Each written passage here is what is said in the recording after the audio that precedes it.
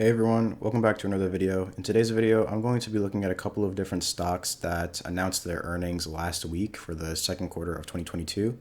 And every stock in this list is basically right now trading around their intrinsic value per share, or they're trading below their intrinsic value per share. And so for this video, I'm just going to figure out what the underlying financial health is for each of these companies. And then I'm also going to do a discounted cash flow analysis for each individual company to figure out what the intrinsic value per share for each company is. And then I'm also going to compare the companies to their competitors in their relative industries to figure out where they stand against their competitors and with their competitive advantage. So thanks in advance for leaving a like, and let's get right into it. So the first stock that I want to look at that announced their earnings last week is Valero Energy. And we can see that in the same year that the S&P 500 is down about 5%, Valero is up more than 60%, and they're currently trading at about $108 per share. And so if we were to look at their financial statements right here for the second quarter of 2022, we can see this is their balance sheet right here for the second quarter of 2022.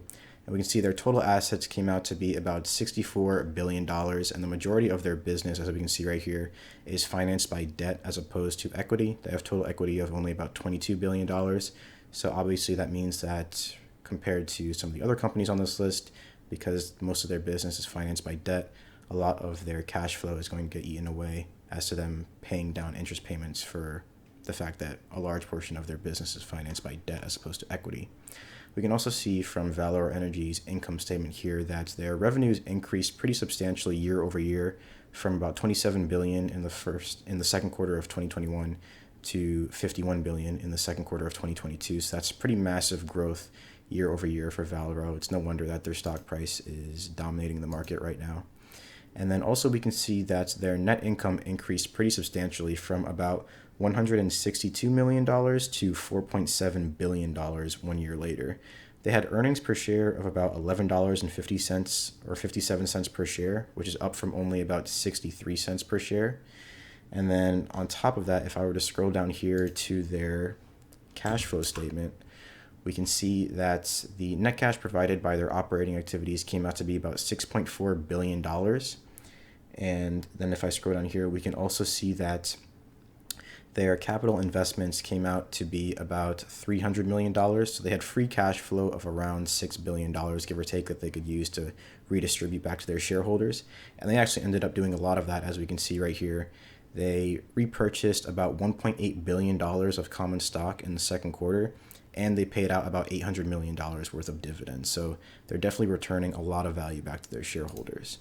And if we're to look at a discounted cash flow analysis for Valero Energy here to figure out the intrinsic value per share for them, we can see that the intrinsic value per share is estimated to be around $963 per share, and they have a 50% margin of safety of about $481 per share, which compared to their current share price basically means that Valero is trading way below their intrinsic value per share and also way below a 50% margin of safety, since they're only trading at about $100 per share. And also keep in mind, throughout this video, every single discounted cash flow analysis that I'm going to do for each company, I got the metrics to use for each company from Yahoo Finance. So these are basically just estimates that analysts from Yahoo Finance are basically assuming for each of these companies. So we can see right here, the analysts from Yahoo Finance basically think that Valero is going to grow at about 51% year over year for the next 5 years. And then, so for the next 5 years after that, I was just conservative and I cut that value in half to 25%. The free cash flow for Valero was $4 billion in 2021. And then if I net their cash against their debt on their balance sheet, they have about $7 billion worth of debt. So that's basically what each of these values mean, and that's what they're going to mean for each company moving forward.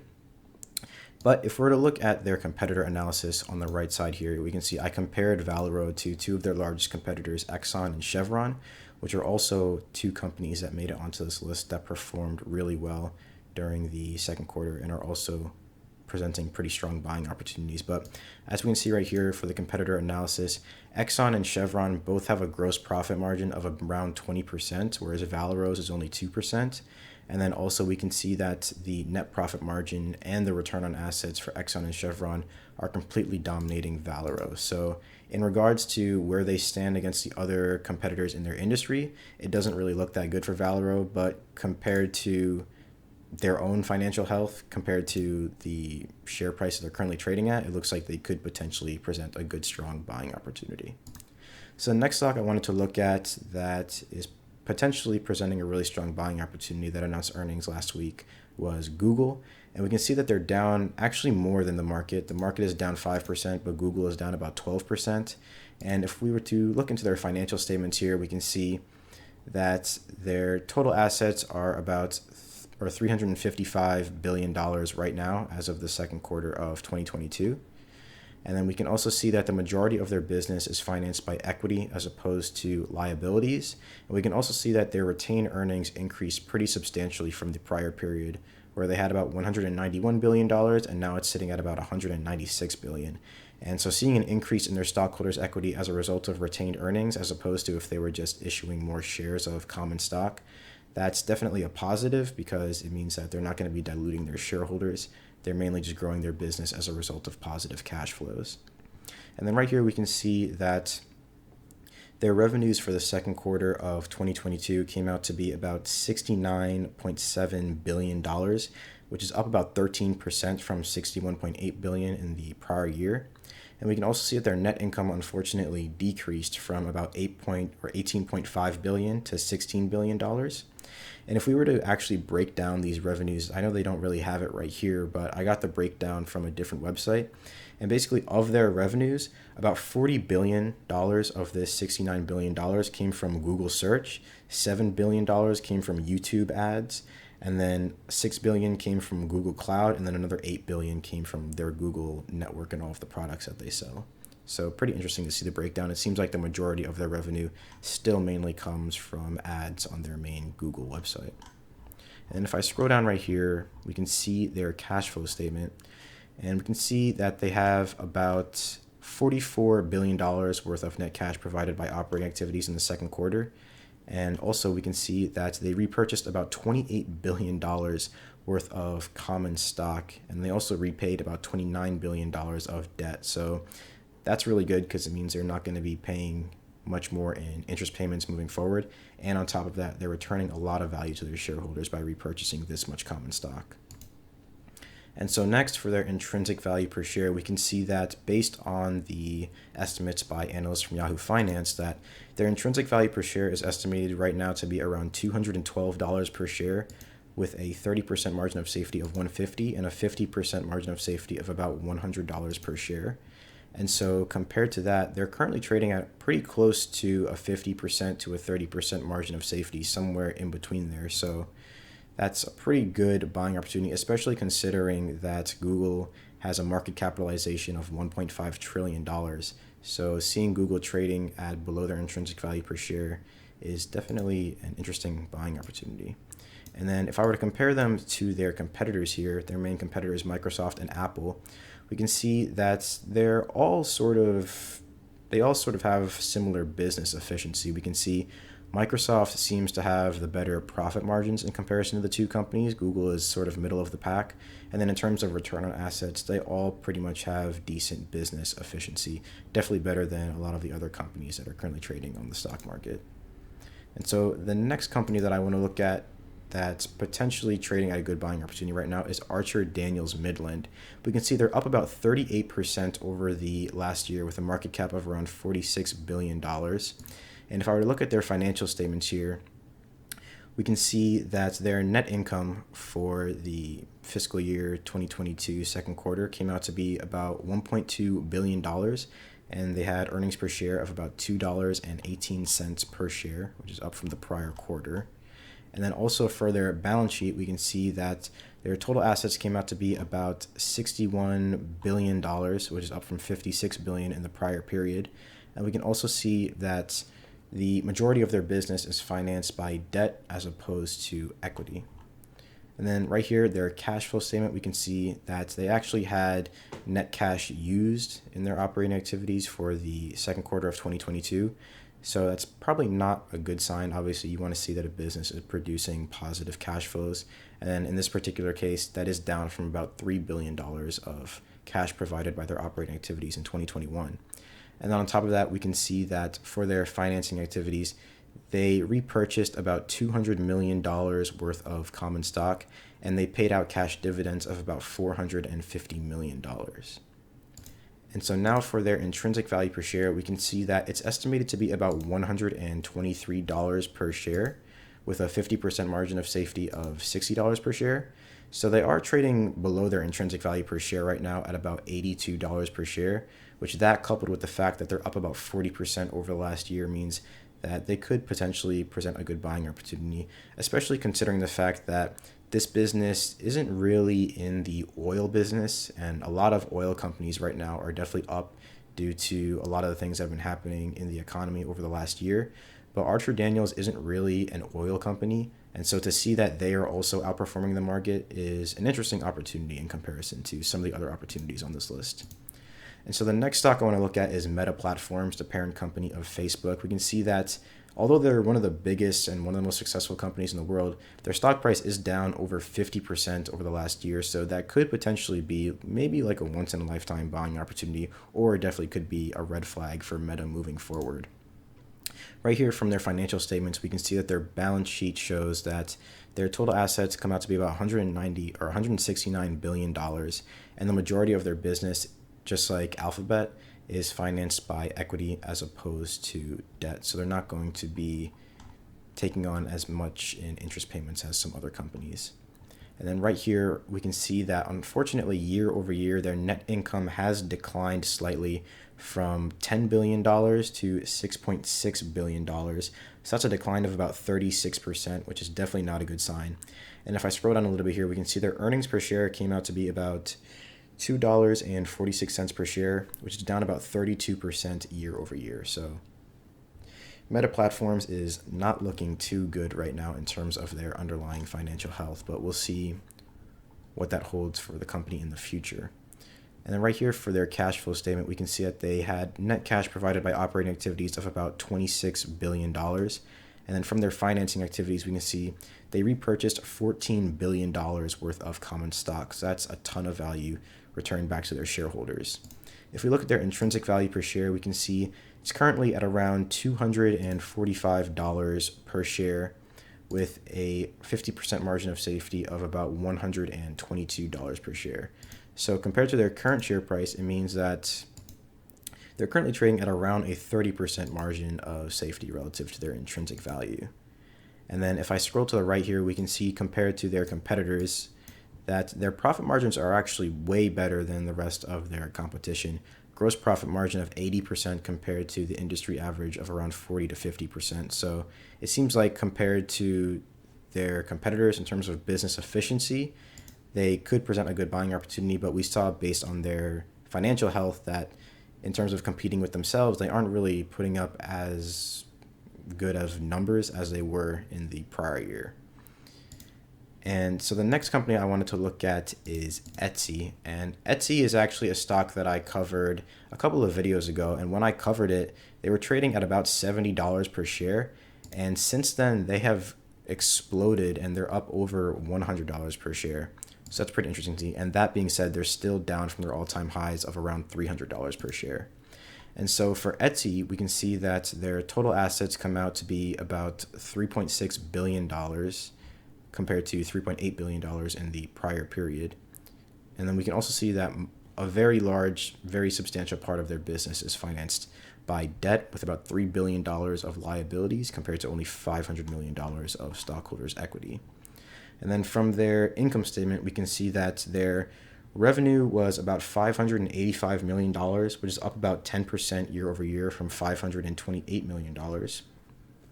And then their net income was $73.1 million, which is down about 25.6% year over year from $98 million. And if I scroll down here, we can see their cash flow statement. And we can see that the net cash provided by their operating activities for this quarter was $185 million, which is down from $270 million in the prior year. And we can also see that they repurchased about $124 million of common stock. So a lot of value returned to their shareholders in that regard. And then right here, we can see, according to estimates from Yahoo Finance, their intrinsic value per share right now is estimated to be about $94 per share, which means that at the moment they are trading at slightly above their intrinsic value per share, or right around their intrinsic value per share of around $100 per share. But that being said, they are still down pretty substantially from their all-time highs, so they could potentially present a good buying opportunity. And there's a lot of growth opportunity for Etsy, considering that their market cap is still only around $10 billion. So the next stock that I want to look at is Chevron, and Chevron is up about 50% over the last year. And if we look at their financial statements, we can see they don't really reveal as much financial data as the other companies, but they do give us a little bit of a peek into their underlying financial health. We can see that their total revenues have increased a lot over the last year, from about 37 billion to around $68 billion, I believe. And we can see that their net income increased from about $3 billion to $11.7 billion. So a pretty big jump there for Chevron. And if I scroll down here, we can see that total assets for Chevron come out to be about $257 billion worth of total assets. And then their stockholders' equity is about $153 billion. And I'm not sure if they really show their cash flow statement, unfortunately, in this report. So we'll have to skip over that for Chevron's case. But if we look at the discounted cash flow analysis for Chevron, we can see that their intrinsic value per share is estimated to be about $319 per share, with a 50% margin of safety of about $159 per share. And so that, compared to their current share price, means that they're currently trading at around a 50% margin of safety, even though their stock price is up over 50% over the last year. So definitely an interesting buying opportunity for Chevron. So the next stock, second to last stock I want to look at here, is Range Resources. They're up about 119% over the last year, so massive growth for Range Resources. And right here, if I look at their total assets right here, we can see that they have about $6.6 billion worth of total assets, which is unfortunately down from about $6.6 billion in the prior period. And we can also see that the majority of their business, similar to some of the other companies on this list, is financed by debt as opposed to equity. And if I look at their income statement here, we can see that their total revenues have increased year over year from $430 million to $1.2 billion. So that's a very large increase. And then for their net income, we can see that their net income was about $452 million, which is up from a net loss of about $156 million year over year. And their earnings per share were also positive at about $1.77 per share, compared to a loss per share last year of about 65 cents per share. And then if I scroll down here to their cash flow statement, we can see that net cash provided by operating activities had a huge jump for Range Resources from $280 million in 2021 to $730 million in 2022. And then on top of that, we can see that they repaid a very large portion of their debt right here of about $1 billion. And they also repurchased about $132 million of treasury stock. And so for Range Resources Corporation, we can see the intrinsic value per share is estimated to be about $45 per share, which compared to their current share price means that they're trading pretty low, way below their intrinsic value per share at around a 30% margin of safety, where they're trading about $31 per share. And if I compare them to their main competitors, another two companies that I've done a video about that are also performing really well this past year, ConocoPhillips and Devon Energy, we can see that their gross profit margin is beating out the rest of their competitors in their industry, but their net profit margin and their return on assets are slightly lagging behind, unfortunately. And so the last company that I want to look at is ExxonMobil. And similar to the other companies on this list that they were competing with, like Valero Energy and Chevron, Exxon is also dominating the market right now. They're up about 60% over the last year. And if we look at their income statement, we can see that their revenues have increased from about $67 billion in 2021 to $115 billion in 2022. So pretty massive growth there in revenues for Exxon. And also for their net income, they're up from about $4.6 billion to $17.8 billion. So a lot of growth for ExxonMobil on their income statement. Then right here for their balance sheet, we can see that they have about $367 billion of total assets, up from $338 billion in the prior period. And then also the majority of their business is financed. Actually, it's financed almost 50-50 here, $184 billion of equity and $183 billion of total liabilities. Then right here, we can see that their net cash provided by operating activities was about $34 billion. And we can also see from their financing activities that they paid out about $7.4 billion worth of dividends, or mainly just cash dividends to shareholders and cash dividends to non-controlling interests of about $123 million. And they also reduced their short-term debt by $2.3 billion. And so if we look at their discounted cash flow analysis, we can see that their intrinsic value per share is about $230 per share, with a 50% margin of safety of $119 per share.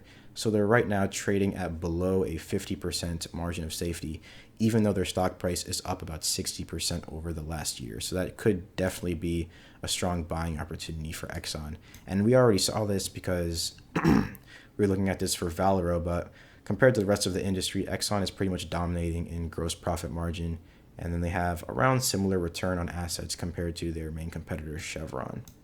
And that pretty much wraps up all the companies that I wanted to cover on this list. ExxonMobil, Range Resources, Chevron, Etsy, Meta, Archer Daniels, Midland, Alphabet, and Valero Energy.